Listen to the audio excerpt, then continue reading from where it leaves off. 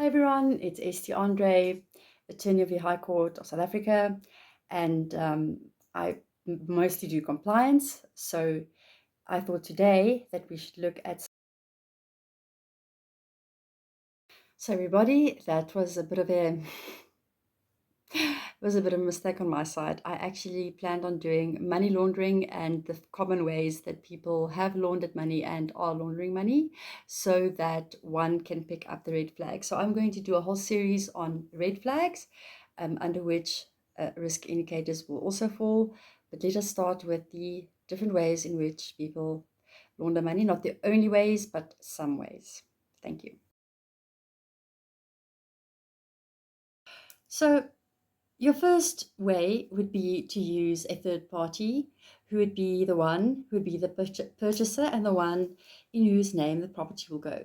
But usually it would be an unsuspecting aunt or uncle or family member who doesn't know that they actually just being the cover for someone who's criminal, and trying to, not be the actual purchaser because they'll go through that risk assessment if they are the purchaser. So oftentimes third parties are used, but they're unsuspecting and they don't know that they're being used, unfortunately, and then the illegitimate funds gets paid into their bank account, and then the innocent family member or friend, or if they may be, they would be making the payment into the conveyance's trust account, or as the case may be, maybe. There are other scenarios, but let's just focus on that one.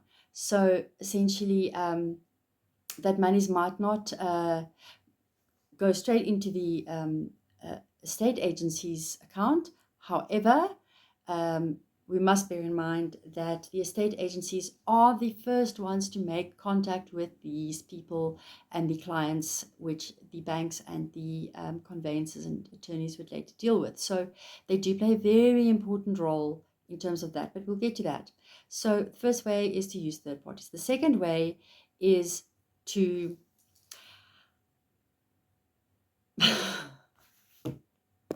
apologies.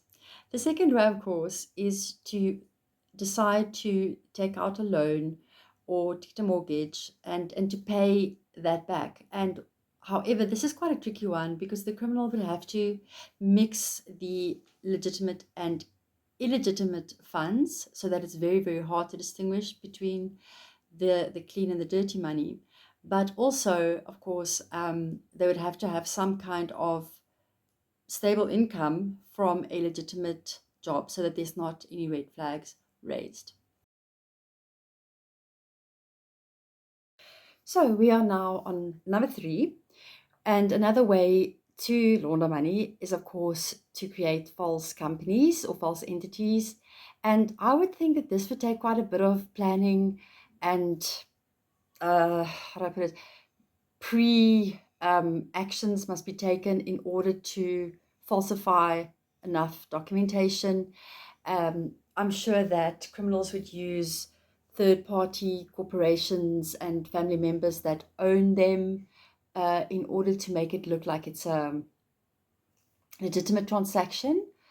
Um, and oftentimes it can be very difficult to get to the ultimate beneficial owner as well if it's a very structured and complex bunch of entities that's involved in the transaction, and monies are coming from different accounts. It could become truly quite something, because then you'd have to look into each of those entities.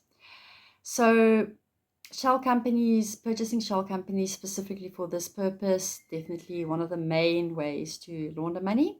Then number 4, we've got where you structure the payments so that it just misses the threshold for the red flag going up to say, okay, we need to pay attention to this matter. And so if it's under a certain amount, you would think, wait a minute, why is there a lot of small deposits being made in a small amount of time, or even if it's a longer amount of time? The fact of the matter is, why is there different deposits being made at different locations and who's making those deposits and why are they being made. So that's another sign, and that is called smurfing or structuring. Another very, very common one is where you literally create a leased, well, you become the lessor of an entity, of a company, and then you lease out to fake paper persons, basically, or persons that aren't real. And they would then be paying monies for leasing, but they are not real. They are false people.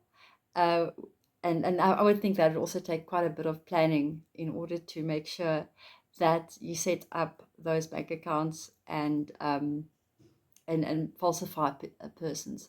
I suppose you could also, once again, use friends or family and trick them into, being those paper people. So that in that way your own money is just getting laundered.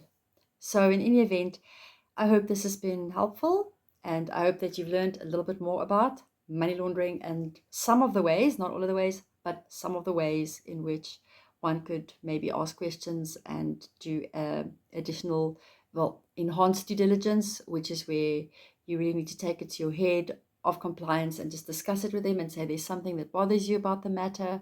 And then, of course, you need to scrutinize the documents very, very carefully, get approval to proceed to the next section, and ask for source of wealth and source of funds. That's your enhanced due diligence process. Thank you so much. Have a lovely day. If you found that these videos are helping you in any way and that you'd like to see some more, please do press the like button or subscribe. It will really, really help me. Thank you. Bye.